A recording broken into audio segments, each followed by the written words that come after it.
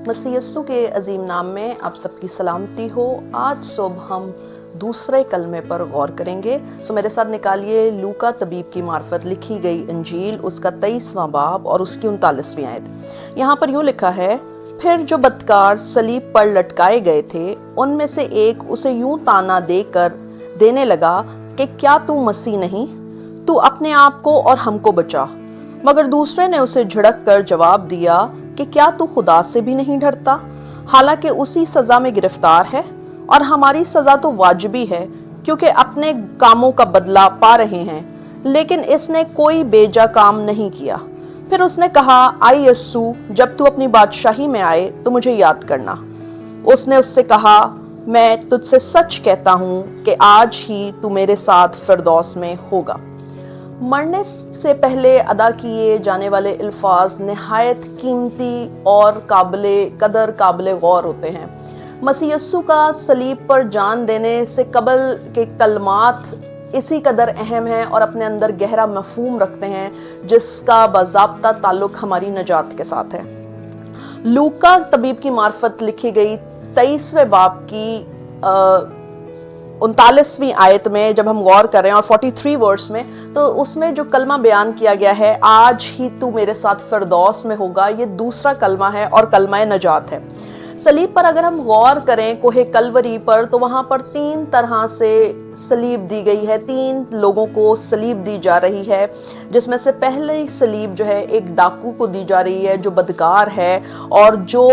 सलीब डिपिक्ट करती है गुनाह में मौत, क्योंकि वो यस्सु मसीह को ताने दे रहा है वहां पर, और वो वहां पर उसे कह रहा है कि अगर तू मसीह है तो खुद भी बच और हमें भी बचा। दूसरी सलीब जो दूसरे डाकू को दी जा रही है वो है सलीब गुनाह के एतबार से मौत। ये वो शख्स है जो यस्सु मसीह को सलीब पर जान देते हुए ये मान गया है कि कुछ मुझ में और इसमें मुख्तलिफ है, डिफरेंट है, ये कादर मुतलक है, इसकी बादशाही ज़मीनी नहीं, ये ज़मीन का नहीं, और यकीनन इसकी बादशाही मुख्तलिफ है, ये बादशाह है। मुझ में जो सज़ा उठा रहा हूँ वो अपने गुनाहों के सबब से है, मेरी सज़ा वाजिबी है, लेकिन ये जो सज़ा उठा रहा है इसने गुनाह नहीं किया। तो यहाँ पर ओवरऑल वो एडमिट कर रहा है, वो कन्फेस कर रहा है, वो अपने गुनाहों का इकरार कर रहा है। तो ये जो दूसरी मौत है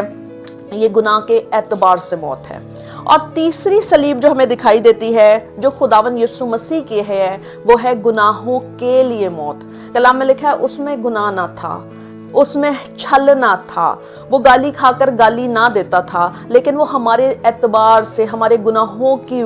एतबार से उसने जो है वो तमाम जहान के गुनाहों को अपने सर पर उठा लिया और हमारी खातिर वो मसलूब हुआ। उसकी ज़ात में गुनाह ना था, लेकिन वो हमारी खातिर मसलूब हुआ ताकि मुझे और आपको अब्दी निजात दे। अगर हम गौर करें तो पहला शख्स जो है जो कहता है, वो ताना देता है कि क्या तू मसीह नहीं, ये शख्स वो है जो गुनाह में मर रहा है, जो मसीह को क्रेडिट नहीं दे रहा, जो मसीह को हकीकी तौर पर जान नहीं रहा।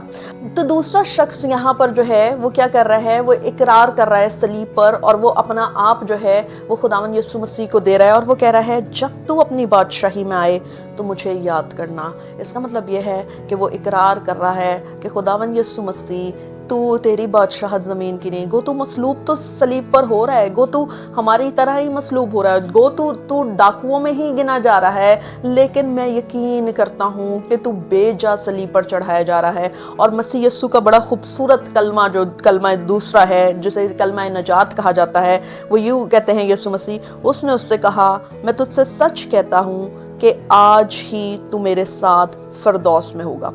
रोमियो के 10वें बाब की 10वीं आयत के मुताबिक, क्योंकि रास्तबाजी के लिए ईमान लाना दिल से होता है और नजात के लिए इकरार मुंह से किया जाता है। तो अगर हम गौर करें तो ये दूसरा डाकू सलीब पर इकरार भी कर रहा है और ईमान भी ला रहा है, और फिर यस्सु मसीह ने उससे एक वादा किया है। वादा ये किया है, आज ही तू मेरे साथ फिरदौस में होगा। लफ्ज़ आज काबिल गौर है।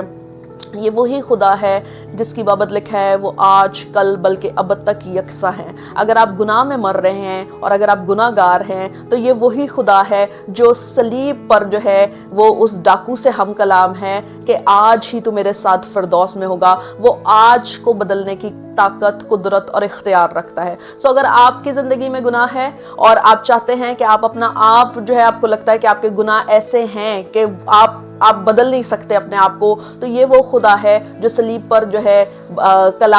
کلمہ پیش کر رہا ہے کہ آج ہی تو میرے ساتھ فردوس میں ہوگا، اور اس نے گناہگار شخص کو نہ صرف اس کو معاف کیا بلکہ اسے فردوس جانے کے لیے اس کے لیے راہ بھی ہموار کی۔ اور پھر ہم غور کرتے ہیں کہ صلیب پر یسوع مسیح ہی ہے جو اس کی موت کو زندگی میں بدل رہا ہے۔ یسوع مسیح ہی ہے جس میں زندگی ہے، جو موت کو زندگی میں بدل سکتا ہے۔ اور دوسری بات، تو میرے ساتھ فردوس میں ہوگا۔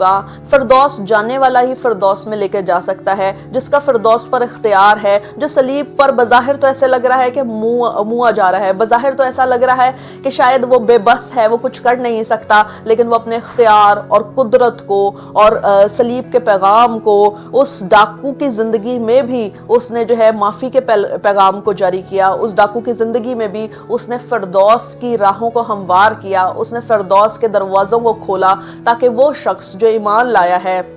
جس نے دل سے اقرار کیا ہے، جس نے زبان سے اقرار کیا ہے، وہ فردوس میں ہو۔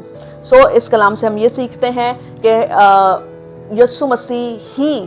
ہماری نجات ہے، اور یسوع مسیح ہی ہے جو بدکاروں کو اس لیے دنیا میں آیا کہ بدکار انسان نجات پائے، مخلصی پائے، رہائی پائے، اور وہ اٹرنل لائف حاصل کرے، وہ ابدی زندگی حاصل کرے، اور وہ خداوند کے جلال کا سبب ٹھہرے۔ آئے ہم دعا کریں گے۔